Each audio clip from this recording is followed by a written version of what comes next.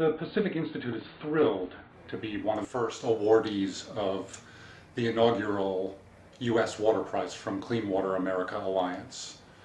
The truth is, the goals of the Pacific Institute at finding solutions to the nation's water quantity and quality problems are very much aligned with the goals of the Clean Water America Alliance, and we're honored to be an awardee. Can you tell us about the science and policy focus of the Pacific Institute?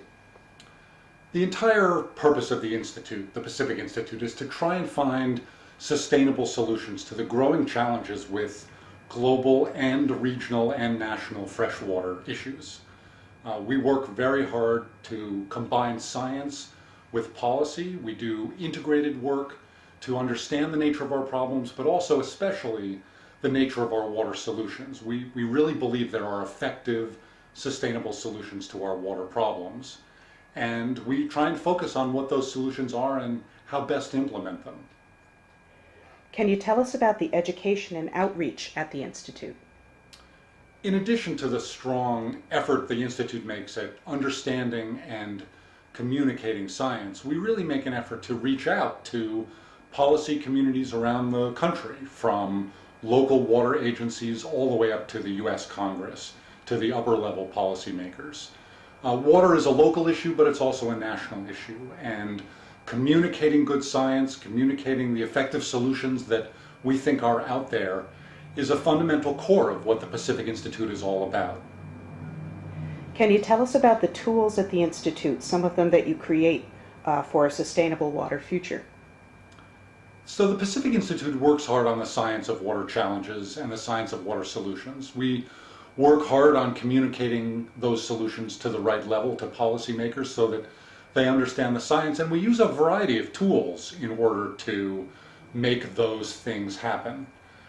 We create internet tools, web-based tools, communications tools. We work with electric utilities and water utilities to look at the water and energy implications of their activities. We're working in developing countries to try and release what we call trapped knowledge, to try and get the tremendous amount of good information out there into the right hands at the right time. We created a calculator called WeCalc to let individuals calculate their home water use and energy use and greenhouse gas emissions. We use communications tools on websites to try and get information and publications into the right hands at the right time. What do you see for the future of water? The bad news, of course, is that there are plenty of water challenges that face us. We have many unresolved problems from the 20th century. We have new problems that face us in the 21st century, like climate change. But the good news is that the positive vision for the future, the solutions to our water problems are out there.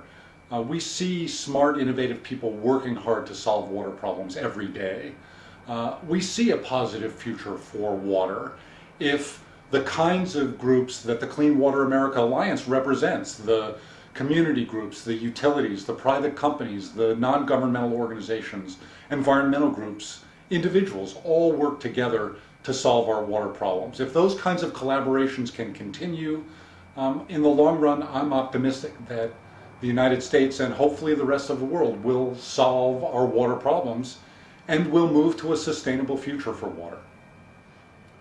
One of the strengths of the Pacific Institute is that we take a view that water problems are complex and have to be integrated. We have to think about water and energy, and water and food, and water and climate change, and water and basic human needs, and water and ecosystems all together. That we're not going to solve our water problems unless we think about these problems and the solutions in an integrated way.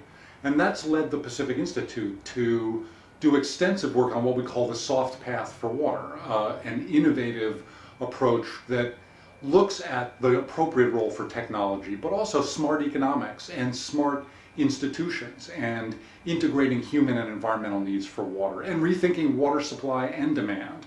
The soft path for water is the way we believe we have to think about water in the future.